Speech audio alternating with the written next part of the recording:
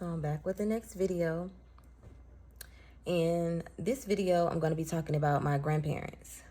Y'all already know my grandma raised me, love her to death after my mom passed. But I'm going to talk about the segue in between before my mom passed and my grandparents. So you'll get the picture after I explain everything. So, I don't remember the specifics, but I know the important parts. So, this video is going to be in detail about everything that I experienced, my grandparents and their love and things like that. So,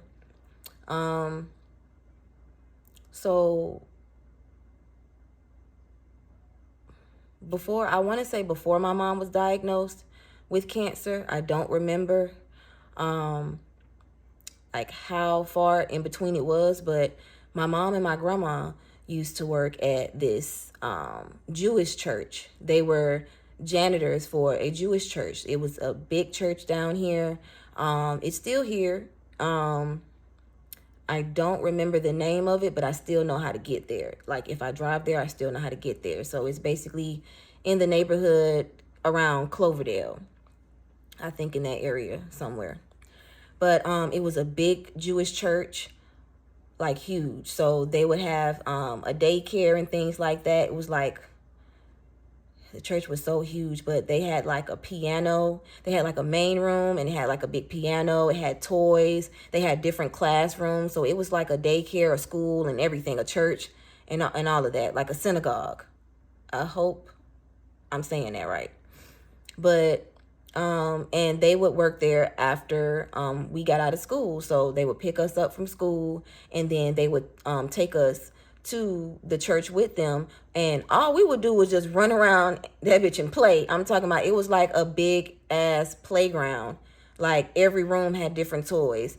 But me, I most of the time stayed in the main room because I wanted to play on the piano. Like they had this big grand piano, and then they had a baby grand piano, but I was so fascinated with the big one, and I would teach myself how to play like Twinkle Twinkle Little Star and things like that. So yeah, so they were working at a church. Now, there was another man that worked at the church, and his name was Paul. Big, tall man. I'm talking about had the most jolly laugh. You would think he was Santa Claus. Like, he was just so joyful and so happy and things like that. So, he would come around, every now and then, but they really wouldn't work the same days. But on the same days that they work, I would see him and my mom and my grandma talking. And now my grandma has been single for years, like since my dad died.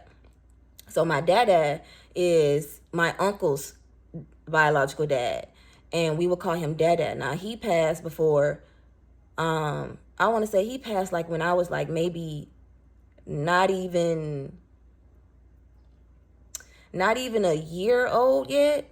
I know my sister was around 4. My sister was 4 years old. So yeah, so I was like 1. So I don't really remember him, but I still, remember his presence. So after my dad died, my grandma had been single for so long. Like you never saw her with anybody. Like she was very independent, very hardworking, and she just, stayed to herself. Now she had friends, but those were friends that we literally known since we were babies, but she wasn't dating like that. So when they started working at the church and she came in to play with this man, like you would just hear my grandma laughing and, she would be blushing and things like that. And then, the man's name, who ended up being my grandfather, his name was Paul Wiley. So he would start coming around more frequent, and pretty soon, like, he was at the church all the time when we were at the church. So we got to know him and things like that. And he would play with us and he would, give us money. Like, you know how, old folks slide your little couple dollars so we can go get some snacks and stuff like that. So we thought he was cool. Now, I want to say maybe 3 months after we met him, that's when my mom's health started declining. So I do want to say we met him before she was actually diagnosed with cancer, but he wasn't around like that. We just knew of him. We saw him when we went to the church and things like that. So once my mom started getting even more, unwell, once her health started really declining, that's when he would come around more. So basically, my mom was still able to like get up and things like that. She was still able to move once he entered into our life. But next thing you know, like he's coming to the house. He's, chilling. He had this old Cutlass, this old gray Cutlass that was sitting low, and he would pull up. He would take us to the gas station up the street, let us get anything we wanted. Like, he was just such a good spirited man. And then, like I said, the timeline is a little shaky, but the only thing I know is we met him, we knew him, and then next thing you know, the whole family is at my grandma's house in the living room, and they're about to get married.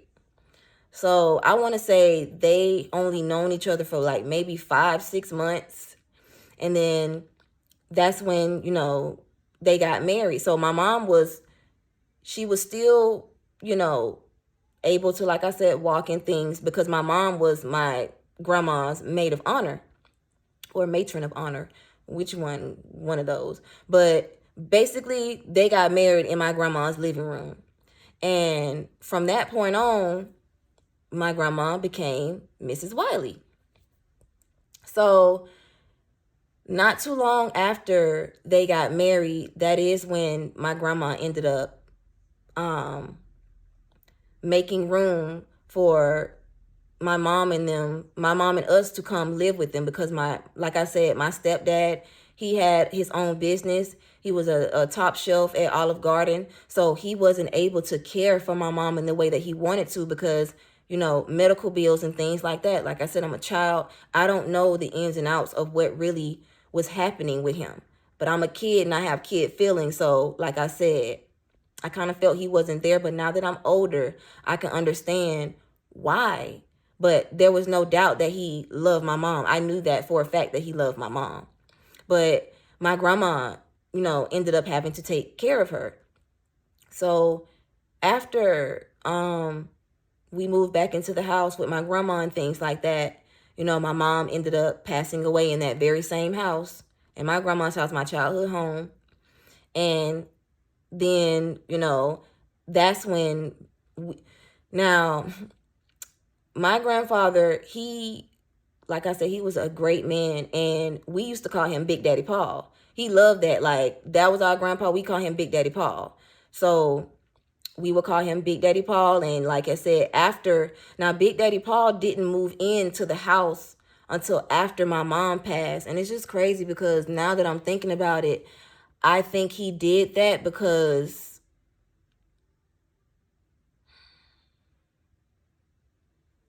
he saw that, man, he still has his own place, but he saw that my grandma was hurting. And I felt like he didn't want to interfere with, my grandma taking care of my mom because, even though my grandma had her own room, they could have been in that room. I just think he didn't want to make that move until he knew that things were okay. So after my mom ended up passing away, he ends up moving into the house with us. And oh my God, like, he was the best grandfather ever. Like, because me and my sister, we really didn't have a grandfather. We lost our grandfather like at a young age. And my mom's dad, we didn't fool with him. Like I said, my grandma got married at 14 to an almost 30-something-year-old. And that is my mom and my Uncle Dess's dad. But we didn't fool with him. Like, we really had only met him like once or twice, and that was it. Because we knew the things that he did to my grandma. So, and my grandma made it a point to let us know what he did. But as kids, you think things are funny when your grandma says things and, you know, you brush it off, but you don't really think that it's a big deal. But being an adult now, I know that my grandma was in pain. Like, and she still hadn't got over what he actually done to her. So basically, like I said, my grandma got married when she was 14. She had her first child at 15. And the whole time growing up, my grandma would, you know, now my grandma cursed like a sailor. Like, she was a no-nonsense, top-notch HBIC, okay? She didn't play any of that. And she wasn't about to let no man walk over her or anything like that from that point on, from dealing with I don't even call him my grandfather, with dealing with my mom's dad, basically. So she would tell us a story. She told us a story about how she tried to kill this man 3 times and it didn't work. And like I said, when you're a kid, you know, because she would just sometimes like blurt it out under her breath, or I don't know, like she'll be walking around and then she'll just be like, that motherfucker. Like, so you know, like the trauma was eating at her. So she said she tried to kill him 3 times. The first time she tried to kill him was anthrax. She tried to put it in his food. And she says that she made some cornbread, mixed it up real good in the cornbread and things like that. And she wouldn't let my mom and my Uncle Des eat it. So, but she made him a plate, put it in there, and nothing happened. So I guess she didn't use enough of it, but the nigga was still here, still live and breathing and well. Now, in this time, she's going through domestic violence. She's being beaten almost every day. She has no money. She literally, my grandfather, like, he was a kind of well-off man. He had his own, you know, he was considered, you know, wealthy back then. He had his own horse and carriage. Yeah, people, we talking about horses and carriages. Like, that's how old he was. But he had a horse and carriage and things like that. And he had his own land, his own plot. Like his family, or my family, they're from Hayneville. So like I said, my mom, she's buried in the family plot in Hayneville. And I think my Uncle Des too. So, you know, they were considered kind of wealthy. And she was getting beaten every day. She was getting abused and ridiculed. And she has 2 kids by this man. And she felt like she had no way out. So the first attempt not working, she let it go. And then she says he just continued to beat on her and she couldn't take it anymore. So the second time, she says that he was taking a bath one day and he used to have like a little, I want to say like a little radio or something like that. And he was in the bath. So one day he had just finished like abusing her and he went to go take a bath. And he was an alcoholic as well, because I still remember he always had bloodshot ass red eyes. And I used to be scared of him. Like, I literally would not go around him. Like, I would only hug him if my mom or my grandma would make me hug him. Pay attention, people. Pay attention, because kids know energy. Kids do not lie. If a child does not want to come around an adult, they feel something. They sense something on that person. There's a spirit on that person. And I knew it. I just didn't know it. I'm just like, I don't fuck with him. Like, I don't want to go around him. No. But, you know, I'm a kid. I wasn't thinking like that. So she says that he abused her one day, and she was just sitting, crying and things like that. And he went to go take a bath. She says something in her just got up, and he always used to play music in the bathroom, like with the little radio and stuff like that. So she says that she takes the radio, she goes into the bathroom, takes the radio, and tries to chuck that bitch in the tub. And you know what happens? The plug was not long enough. So the plug ended up coming out of the socket of the wall before it reached the bathtub. So y'all know what happened. He beat her again. And it's just so sad to see that my grandma had to go through that, because my grandma is a good person and she didn't deserve any of that. And you never know what you're going to be faced with when you're in a situation like that. Somebody who's supposed to love you, somebody who's supposed to be there for you, is literally abusing you every day. Now that I've been through that, I know firsthand, like, that's just, it's crazy. So the third attempt, I told you, had a horse and carriage. She tried to run, like, he was trying to teach her how to drive the horse and carriage. And she wasn't driving it right, and he was getting frustrated. So she says that he gets off of the horse and carriage and goes to, like, I don't know, to like fix the what's it called? The saddle on the horse or something like that.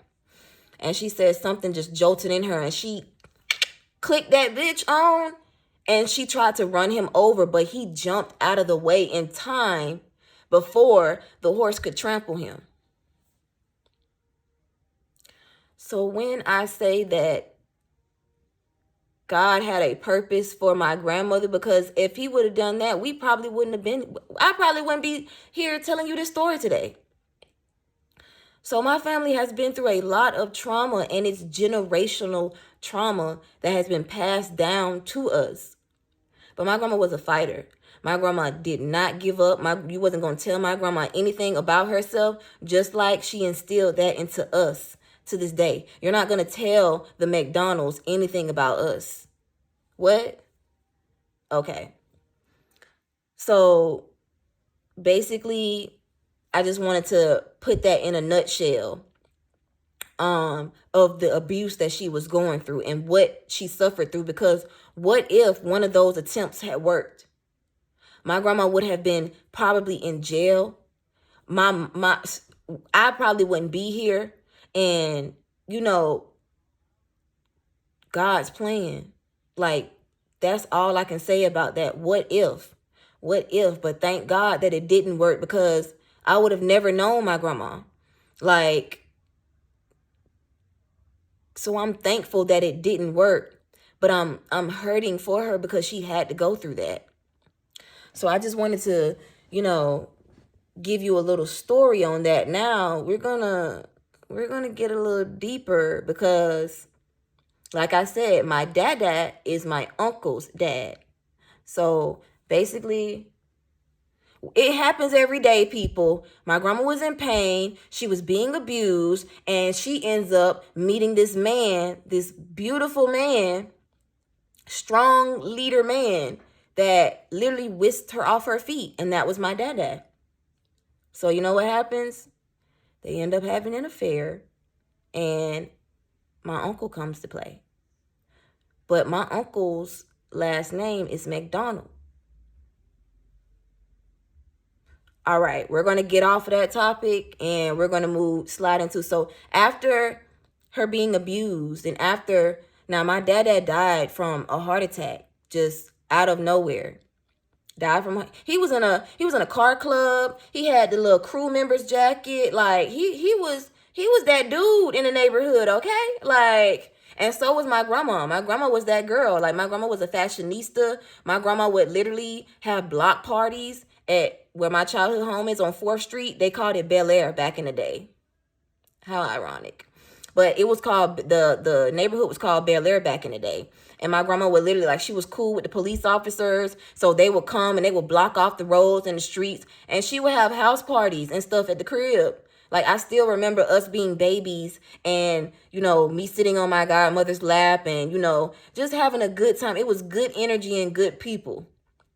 Now, we ain't gonna sugarcoat nothing, and just to say that there weren't things going on and stuff like that. Not like that. I'm just saying, cigarette smoke, drinking, alcohol, like, duh, hello, it's the fucking 90s. But anyway, well, before we were born, it was like the 70s, 80s. But, we still have pictures of my grandma, like, in her little fashion. Like, she was the life of the party. That's Geraldine. Now, they call her Jerry. Her nickname was Jerry. Jerry, Geraldine, however. But yeah, she was that girl in the neighborhood, and so was my grandpa. But after my grandpa died, that kind of like took a piece with her. Like, So she had been single from that point on. So when she met my Big Daddy Paul, like you could just see the change in my grandma. Like, she was in love. And I was so happy for her to be in love. And he loved us. It wasn't no, step grand. Like, we don't do step and stuff around here. Like, you are a part of the family. So he was our grandpa. And it was nothing else. So once my mom passed and Big Daddy Paul moved into the house, it was just like we finally like had a family unit. Like, we took family pictures together. Like, my uncle still has the pictures of, me, my sister, my grandma, and Big Daddy Paul. Like, he would buy us things. He would take us to school, and he would let us play the radio so loud. Like, we would pull up to the school like we them girls, okay? Him, me and my cousin and my sister, like, he loved us. So, and I just remember, like, they would greet each other, how they would greet each other when they would come home. Because once my Big Daddy Paul moved in, he didn't want my grandma to work. Like, my grandma would still, like, clean her houses, but as far as her working at the church and things like that, he set her down. No, baby, you're going to sit down. You're going to sit down. We got grandkids to take care of. I don't want my woman working like that. Like, my Big Daddy Paul was a man. Like, he was a man, a very respectable man, a very upstanding man. He was loved by everybody. Like, and the things that I can remember about him, like when my grandma would come home from like bingo or something like that, or he would come home, the first thing they're saying, "Where's Mrs. Wiley? Good morning, Mr. Wiley." Like, "Good morning, Mrs. Wiley." Like, that was a thing for them. Like, and it was just so beautiful that my grandma had somebody to lean on. Because for so many years, she never had anybody to lean on. She's lost kids. She's lost friends. She's taking care of 2 teenagers. And she's in her 50s. So, he was like an angel that came into our lives to give us hope. And I miss him every day. Like, my Big Daddy Paul and my grandma, they're buried next to each other, except my Big Daddy Paul doesn't have a tombstone yet. And, my uncle has been working on it, but I swear to God, if I ever get the chance to get them, we're going to get them a double headstone. But I still go and I still put flowers where his tombstone would be, because, I want him to know that we still love him. We still care about him. And he was literally a blessing in our lives when we needed it. So, I just remember the good times. Like, he would just love taking us places. He would love buying us things. Oh my God, he would love to sit out on the porch and just do crossword puzzles all day and sing. Oh my God, he could sing so well. He would make up songs, and literally he would get all of us to sing it with him. Like, I still remember this one song that he made. It's called Raw Whiskey. And it's like, raw whiskey, raw whiskey, raw whiskey, I cry. If I don't get raw whiskey, I surely will die. If the ocean was whiskey and I was a duck, I swim to the bottom and never come up. Raw whiskey. Like, literally, we would wake up in the mornings, and once we heard his voice and he started singing that, me, my cousin, and my sister, we would just get up and start singing. Like, he was just such a light and a joy to us. Like, I remember one time, like, y'all know the movie Friday. So my grandma and my Big Daddy Paul, they had never seen Friday before. So me, my sister, and my cousin sat them down and told them to watch Friday. When I tell you they were in that room hollering, I'm talking about cackling, I'm talking about loud as shit. I'm talking about tears, laughing at Friday. They had never seen it before. I'm talking about it just gave them so much joy. Like, we would put them on movies and we would sit and watch it with a family, or they would just have like a little movie night by themselves, or they would go, like, they love to fish. So every morning, like every Saturday morning, if they weren't driving down to Mississippi to go to Biloxi in the casino, they were going down to Mississippi to fish. So they would literally get up Saturday mornings, they would go in his red pickup truck, and they hightailing it to Mississippi to either go to the casino or they going to go fish. And they would bring back a ton of fish, and they would go to the back porch, they would scale them, cook them, like scale them, cut them, cook them up. Like, my grandma literally found her soulmate. And let me tell you a little story. Well, I ain't gonna tell the full story, but so they would go fishing and stuff so much. So on the weekends, me and my sister would know what the play is. So me, my sister, and my cousin, the night before, because they would take the pickup truck. So my grandma had this white Malibu. That was her car. And so the night before they're about to go fishing, me and my sister and my cousin, we would get on our knees. We would go crawl and get to my grandma's purse, and we taking the Malibu keys, because because they would leave at like 6 o'clock in the morning. Soon as we get them keys, we going back to that room. And as soon as they wake up and let us know that they going out fishing, because they would either be gone for the entire day, or they would spend the night there. So we taking them keys and we going joyriding. Okay, now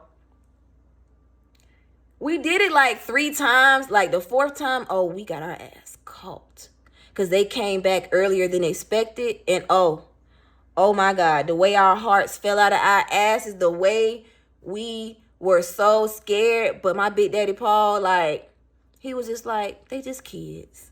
Now my sister was 15. She wasn't even old enough to drive yet, and we out here, we out here in the Malibu on 2 wheels. I'm talking about busting corners. I'm talking about we out here live, lit, okay?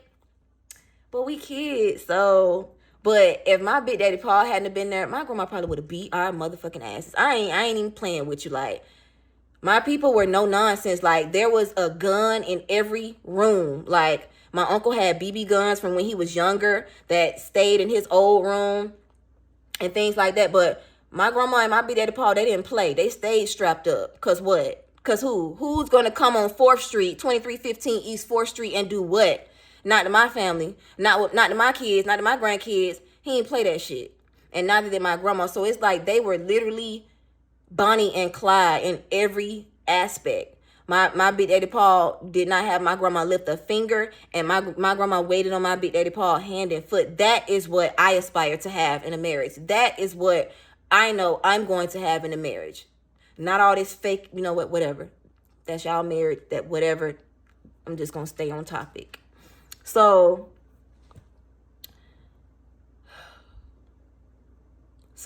I want to say, what grade was I in? Now, this is where it gets.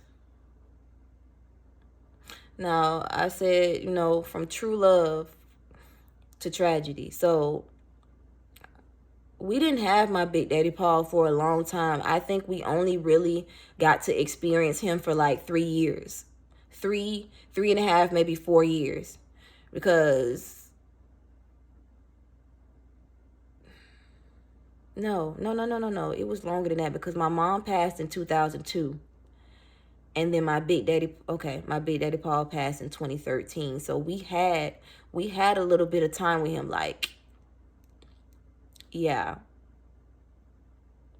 So, actually, no, I'm lying. He passed in 2007, 2008.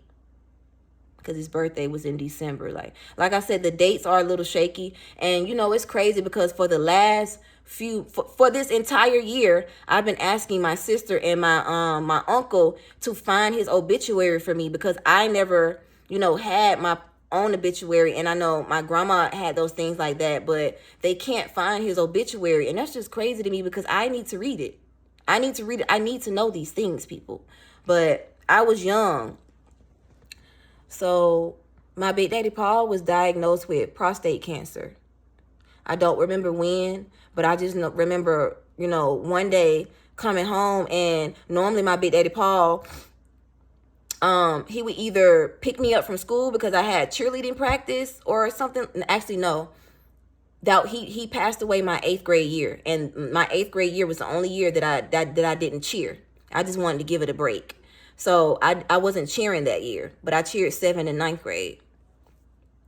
But I remember coming home because he didn't pick me up from school that day, and normally he does. Or I'll like ride the bus and I'll wait at my uncle's house, at his townhouse, and then he would pick me up from there, but he didn't.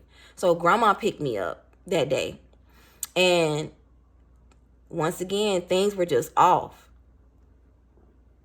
And I'm like, where Big Daddy Paul at, grandma? I'm like, why he ain't pick me up? And she was like, oh, baby, he at home. He not feeling too good. And I'm just like, what's wrong? Because we never known Big Daddy Paul to be laying down in the middle of the day or not be jovial or anything like that. And so when we got home, the first thing I'm going to do is greet my Big Daddy. So went, and, he was just in the bed, and, you know how your grandparents are trying to keep a brave face for you, but you sense the weakness in them. And I sensed it.